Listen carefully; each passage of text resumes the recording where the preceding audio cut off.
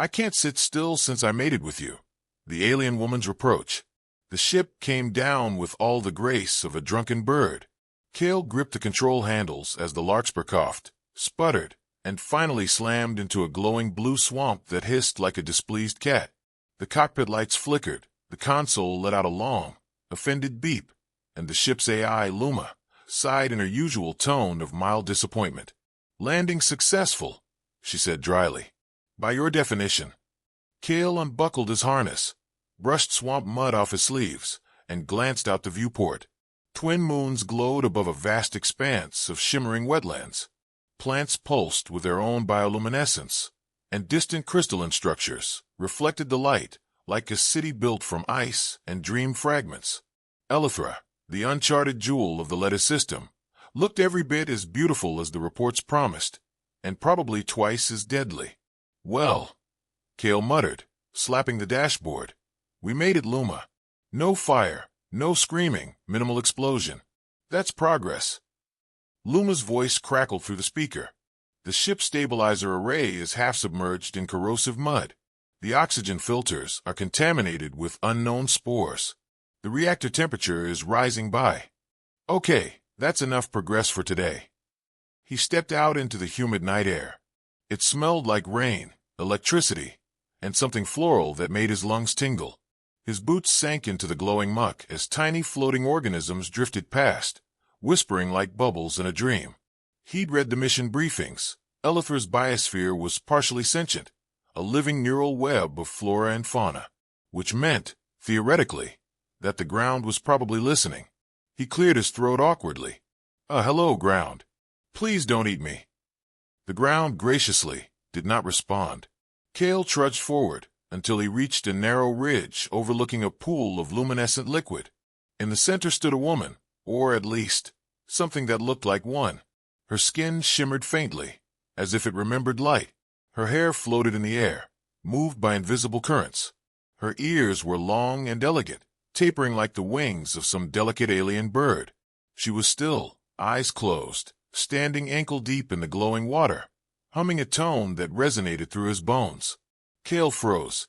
He'd crashed before, on planets, moons, even one time into a wedding, but he'd never interrupted whatever this was. He took a step back, then another, praying she wouldn't notice him. The universe, naturally, refused to cooperate. His boot caught a root. He stumbled, flailed, and plunged headfirst into the sacred pool with a splash loud enough to wake gods. The humming stopped instantly. The woman turned, drenched by a wave of phosphorescent liquid that clung to her skin, like liquid stars. Her expression was unreadable for exactly 3 seconds before it hardened into something that made Kale consider immediate self-destruction. "Hi," he said, coughing. "Lovely night. I may have miscalculated my entrance." Her voice, when it came, was sharp and melodic. "You desecrated the pool of resonance." He blinked. "Is that bad?" "It is where we commune with the planetary consciousness." "So yes." She stepped closer, and for a brief moment, Kale forgot how to speak. Up close, her eyes were the color of nebulae, shifting, deep, unknowable. Her long ears twitched once, betraying either irritation or amusement. "You're a human," she said at last. "Guilty," Kale said, grinning nervously. "Explorer, scientist, occasional pool crasher." She didn't laugh, though the corner of her mouth threatened rebellion. "You smell like metal and fear." "Both are my natural scent." She studied him for a moment longer, then sighed. "Your kind is not permitted here. The council forbade any contact after the last incident." Kale raised a brow. "Incident? One of your kind tried to teach the river to play music. It flooded 3 cities. Creative, though." The woman looked away, as though trying very hard not to smile. "What is your purpose, human?" "I'm here to study the biosphere. Chart samples. Maybe take a selfie." Her head tilted slightly. "A self. Never mind." He spread his arms helplessly. "Look, I didn't mean to intrude. I just crashed. If you could point me toward a dry patch of ground that doesn't have divine significance, Sile." The pool rippled suddenly, interrupting him. The light shifted colors, from blue to violet to white, and the hum she'd been producing earlier returned, now resonating through him. Cale staggered. His skin prickled. The translator chip in his neck buzzed with static.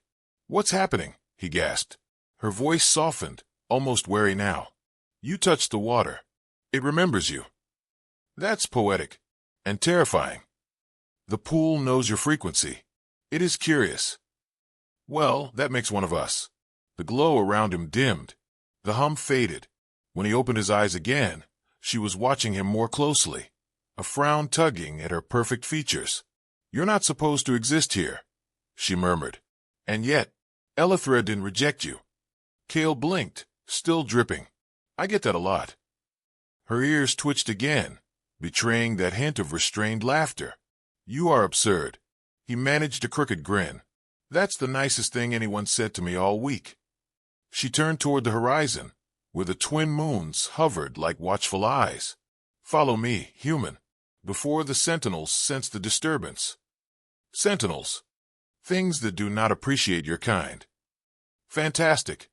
He splashed after her, muttering to himself.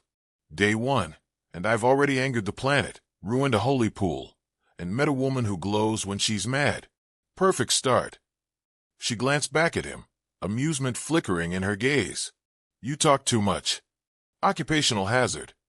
And as the strange forest opened before them, humming faintly with awareness, Cale had the uneasy feeling that Elithra itself was listening, and that his arrival had begun something far larger than either of them could comprehend.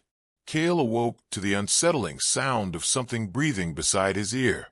He turned slowly and came face to face with a creature that looked suspiciously like a ferret made of moss and photons. It stared at him, blinked twice, then sneezed out a puff of glitter and scampered away into the glowing underbrush. "Good morning to you, too," Cale muttered, sitting up. His clothes were still damp from the night before, and the patch of ground he'd slept on was rhythmically pulsing, like it had a heartbeat. He wasn't sure if that was normal here, and he decided not to ask. Sarai stood nearby, hands clasped behind her back, her posture a careful blend of elegance and irritation. "You slept on a breathing root," she said without looking at him. "It's mildly carnivorous." "Good to know. I'll be sure to tip it for not eating me." Her long ears twitched. "It's probably reconsidering." Cale stretched, groaning. "So, princess of pools and glowing plants, where are we headed? Preferably somewhere less murderous." "I am taking you to the sanctum," she said. "The elders will decide what to do with you." "That sounds promising. Do they usually do welcome parties, or more of a trial by incineration vibe?" "They debate. For days." He frowned. "Debate what?" "Whether your existence is an accident or a prophecy." "No pressure, then." As they walked, the forest seemed to react to her presence.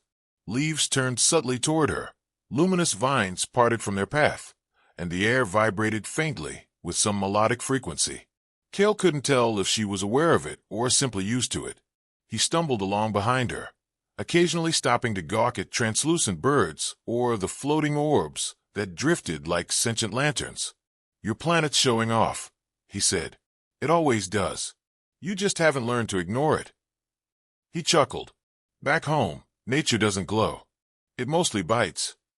Elithra bites too. It just smiles first." They came to a ridge overlooking an expanse of crystalline towers, rising from the jungle like frozen lightning. Bridges of light connected them, and Cale's scanner blinked wildly with readings it couldn't interpret. "That's not architecture," he breathed. "It's alive." "Of course it is," Sarai said. "Our cities grow. We speak to the foundations. The planet decides the shape.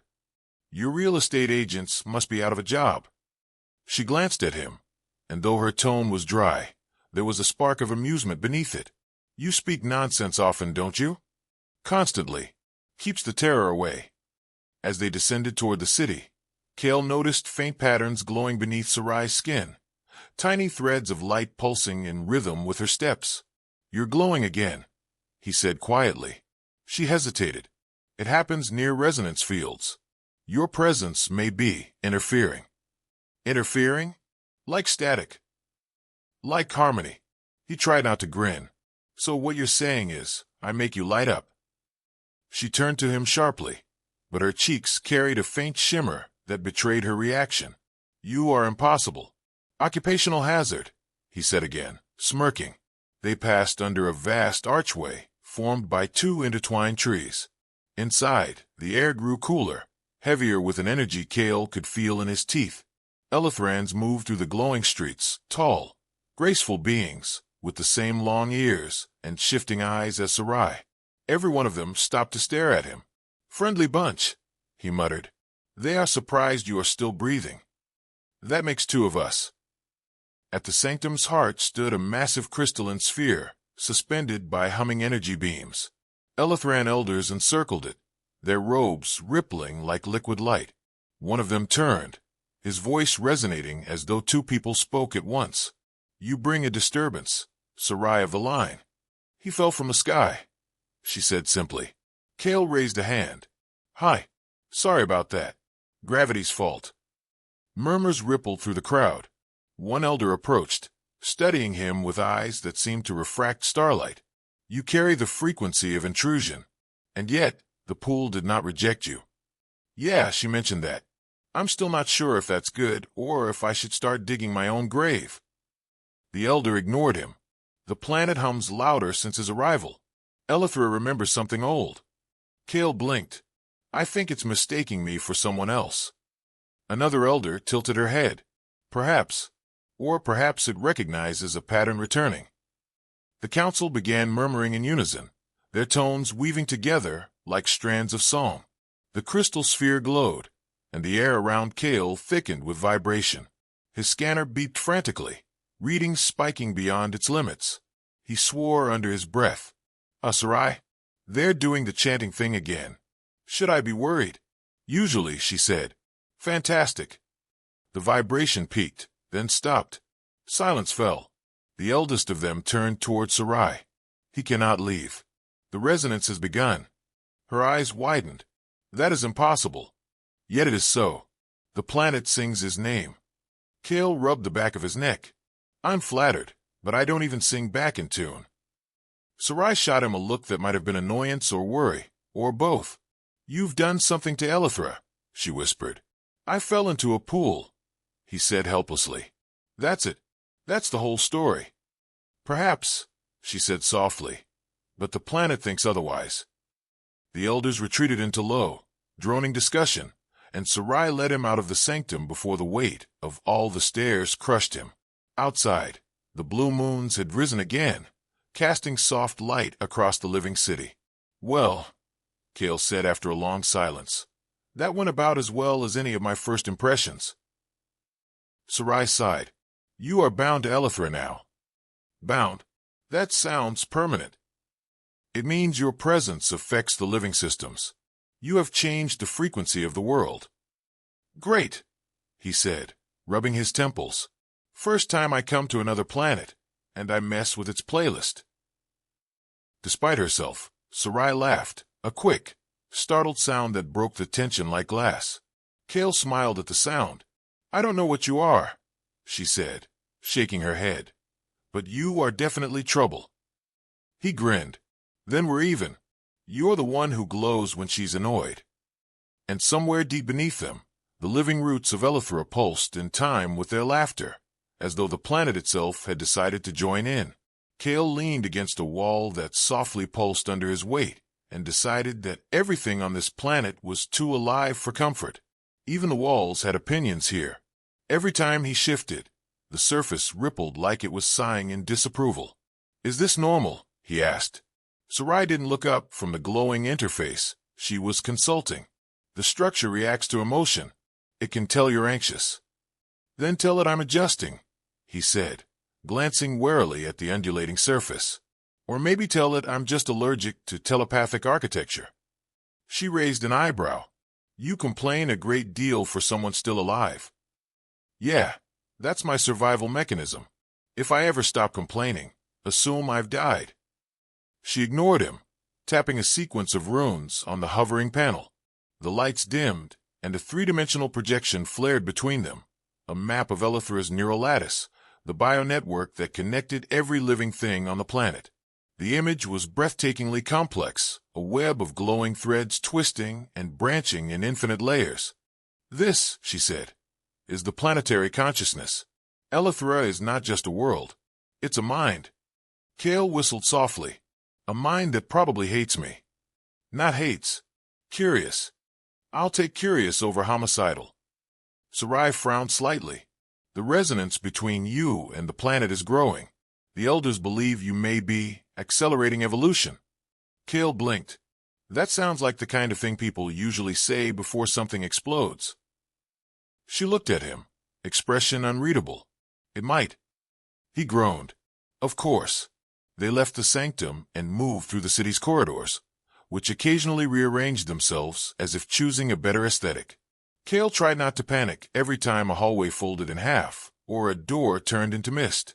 The Eleutherans they passed stared at him with a polite fascination usually reserved for exotic diseases. "So," he said after a while, "about this resonance thing. You sure it's not just mild radiation poisoning? I've had that before. Your kind always reduce the miraculous to something measurable. I'm a scientist. It's a reflex. You call it science. We call it arrogance." He grinned. "I call it Tuesday." Sarai gave him a look that was supposed to be stern but softened into reluctant amusement. "You are infuriating. That's what my flight instructors said right before they banned me from atmospheric maneuvers." They arrived at an observation platform overlooking the city's heart, where the neural network pulsed like a living aurora beneath their feet. Kale's sensors flickered, picking up frequencies that shouldn't exist. His visor screen scrolled with data faster than he could read. "Your technology is primitive," Sarai said lightly. "It can't comprehend the patterns." "Excuse me, this is top-of-the-line Terran analysis gear. It's making beeping noises. That's how it thinks." She laughed softly. "Perhaps it learned from you." He smiled despite himself. "Maybe I'm rubbing off on it. And possibly on your planet too, apparently." Her glow brightened slightly at that, and she turned away quickly. "The resonance may spread if we don't find the source. You'll need to accompany me to the ridge of frequencies." "That sounds suspiciously like a dangerous place." "It is sacred." "So dangerous." She didn't deny it. Later that night, Kale lay on a platform suspended over glowing water. Above him, the twin moons drifted like patient eyes. Luma's voice crackled softly through his comm implant. "Captain, I've completed environmental analysis. The planet's biosphere exhibits electromagnetic communication on a quantum level. In simple terms, it's gossiping about you." "Great. Even the dirt knows my reputation." "Also," Luma added, "your biometrics are changing. Minor alterations in neural frequency, possibly due to proximity to the native female." Kale sat up. "Luma, no. I merely observe patterns. Statistically, you tend to make questionable choices when a female entity displays luminous epidermal features. Delete that from your memory." "Already archived." He groaned. "You're enjoying this?" "Immensely." The next morning, Sarai led him toward the ridge. The path wound through forests that hummed faintly, trees arching like cathedral ceilings. Every so often, Kale's steps left ripples of light behind him. "Still happening," he muttered. "Eleuthera is reacting to you," she said. "It listens. Maybe it just likes my boots." "It doesn't." He grinned. "You're sure?" I asked. She wasn't joking, and that somehow made it funnier. When they reached the ridge, the world opened into a valley filled with floating stones, each vibrating with soundless music. The air itself shimmered. Kale's breath caught as he watched Sarai step forward and extend her hands. The stones responded, aligning into spirals, harmonizing. "The ridge amplifies our thoughts," she explained. "It is where Eleuthera speaks most clearly." "Okay," he said.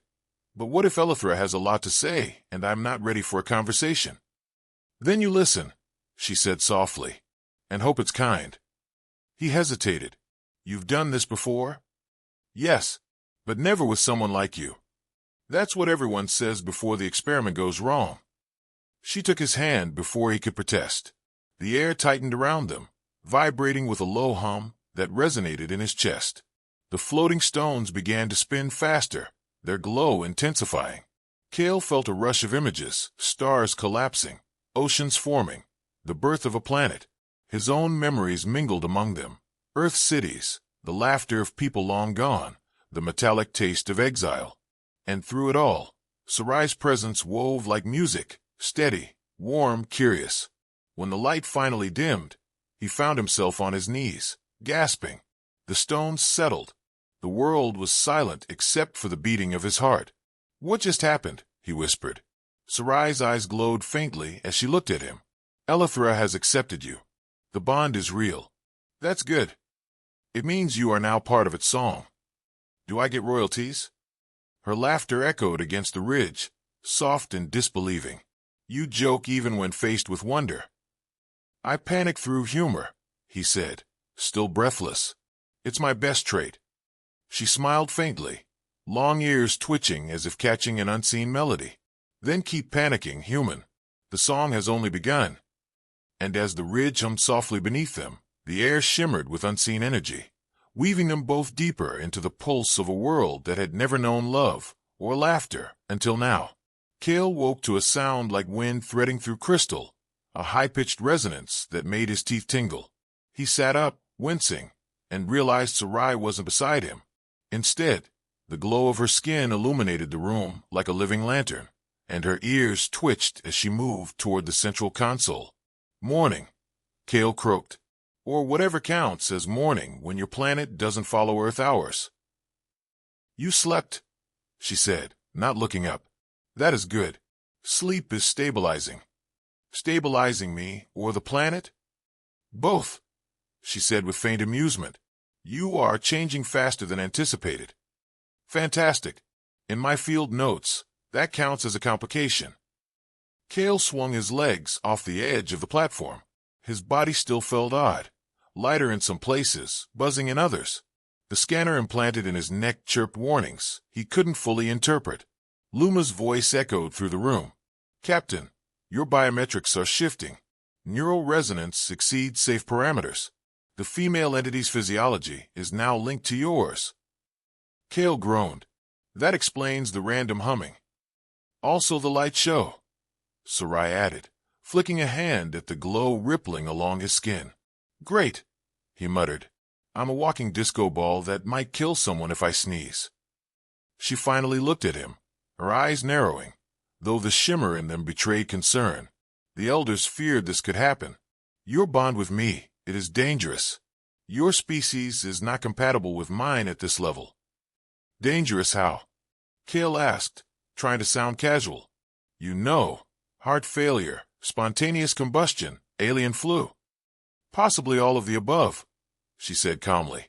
"Your human biology cannot sustain the resonance without consequences for me."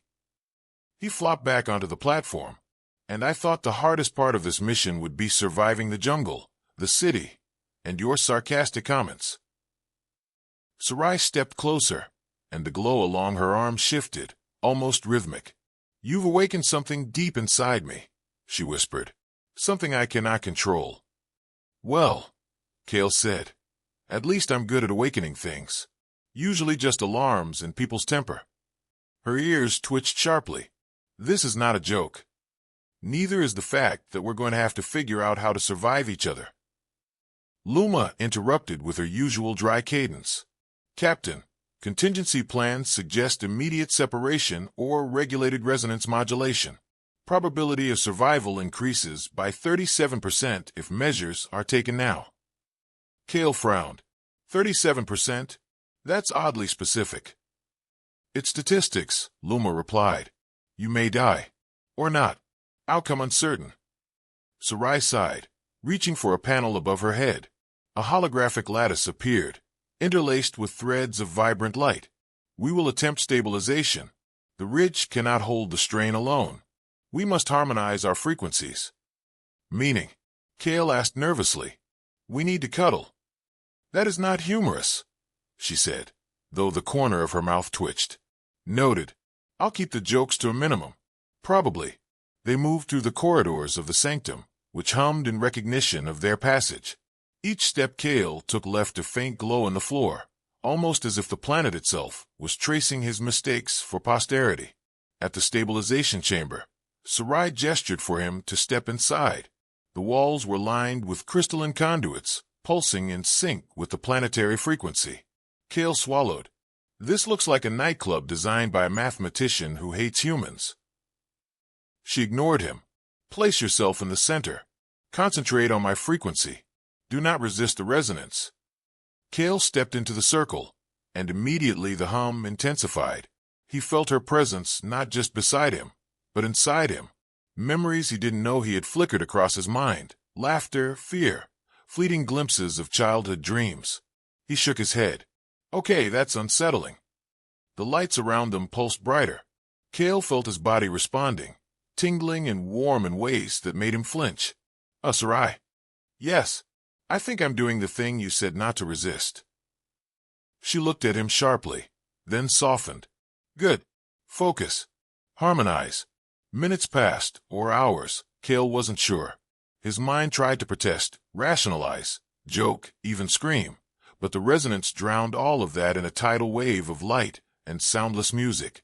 When it finally ebbed, he collapsed against the crystalline floor, exhausted. Sarai knelt beside him. Her glow had dimmed to a soft pulse. It worked, she whispered. You are stable. For now. Kale blinked, trying to process the experience. Stable. Yes, she said. But this is only temporary. If we push too far, your bond could kill me, or worse, evolve me beyond what either of us can survive. Evolve me? That's comforting, Kale muttered, dripping sweat and half-glowing. She placed a hand on his arm. Do not panic. You are not the first human to enter resonance, but you may be the first capable of surviving it intentionally. Kale gave a shaky laugh. I feel like a science experiment no one volunteered for. And yet, Sarai said, you are the key. The planet sings because of you now. Great, he said. So I'm a musical instrument with potential lethal effects. Fantastic career choice. She rolled her eyes, though the faint glow in her cheeks betrayed her amusement. Do not joke about this. It is serious. I only joke to survive, Kale admitted. Besides, you smiled. Admit it. She hesitated. Then the corners of her mouth lifted just slightly. Perhaps a little. The silence that followed was not empty. It hummed with potential, the faint pulse of Elithra itself, threading between them. Kale lay back, trying not to think about how close he'd come to accidentally rewriting her biology. Next time, he said softly, maybe we try something a little less life-threatening? Sarai shook her head, amused despite herself. Next time, there will be no less human. Elithra does not do less. And neither do I, he whispered, and both of them laughed softly, the sound weaving into the hum of a planet that had begun to call him its own. Somewhere in the distance, the twin moons rose again, indifferent witnesses to a human who had accidentally become part of an alien world's heartbeat. Kale tightened the straps on the stabilization harness, staring at the intricate lattice of energy flowing around the chamber. Luma's voice buzzed through his comm implant, full of her usual dry commentary. Captain, the probability of successful planetary harmonization is decreasing exponentially with each hesitation you take. I'm not hesitating, Kale muttered. I'm dramatically contemplating. Sarai appeared at his side, her long ears twitching with impatience. Do not waste time. The resonance is reaching a critical threshold. Elithra cannot sustain imbalance much longer. Kale rubbed his temples. Critical threshold sounds like the part where we either evolve or explode. Fun times. Her eyes flickered with concern. This is no longer about danger alone. Your connection has grown stronger. If you fail, it will affect both of us, and the planet itself. Great, Kale said. So my existential crisis is also ecological. Do not joke, she warned, though the soft glow in her skin betrayed a faint smile. He stepped into the center of the chamber. The lattice of energy reacted instantly, streams of vibrant light wrapping around him. He felt Sarai's presence intertwining with his own, a pulsing rhythm that thrummed through every nerve, every cell. The air around them hummed in response, vibrating with the planet's will. Focus on me, she said. And on Elithra. Kale closed his eyes. He tried to steady his breath, but the energy flowing through him carried memories he hadn't expected. Laughter with strangers, moments of fear, flashes of home, and an unshakable sense of curiosity that had driven him across galaxies. Sarai's presence anchored him, her frequency steady and warm.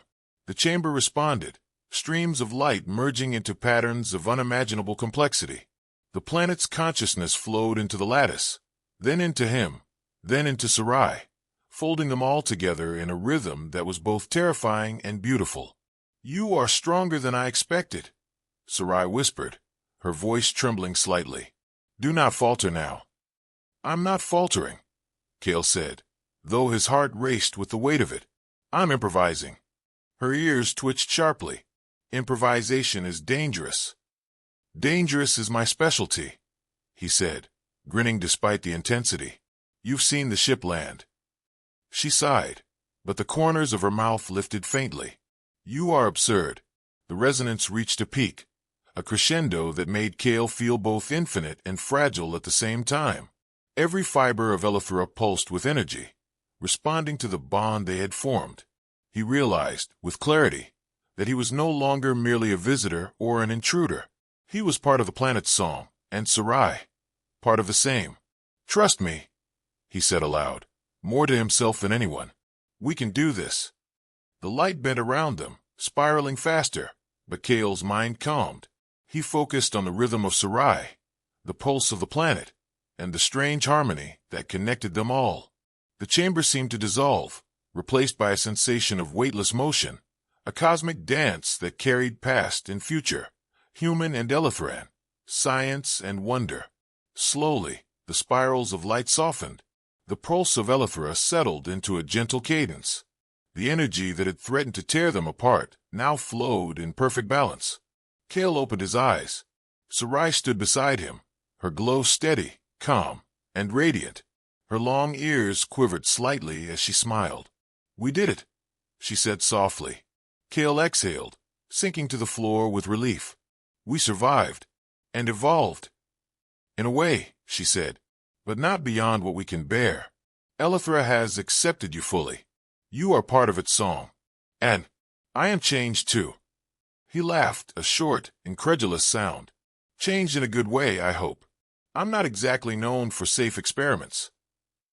She reached out, brushing her hand against his. "You are reckless, foolish, and infuriating, but you have brought something extraordinary.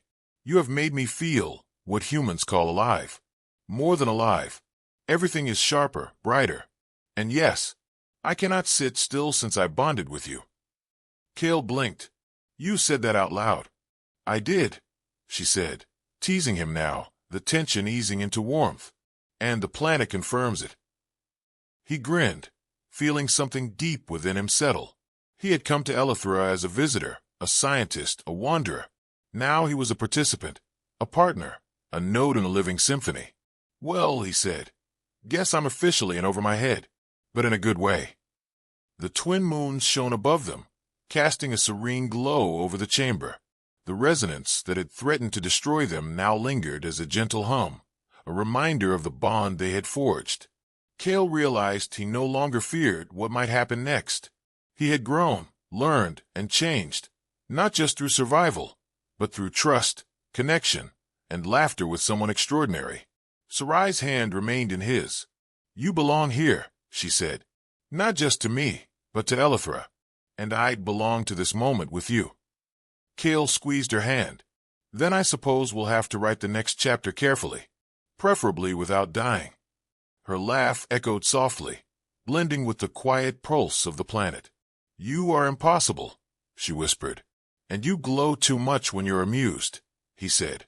They looked at each other, and for the first time, Kale understood the depth of what he had become.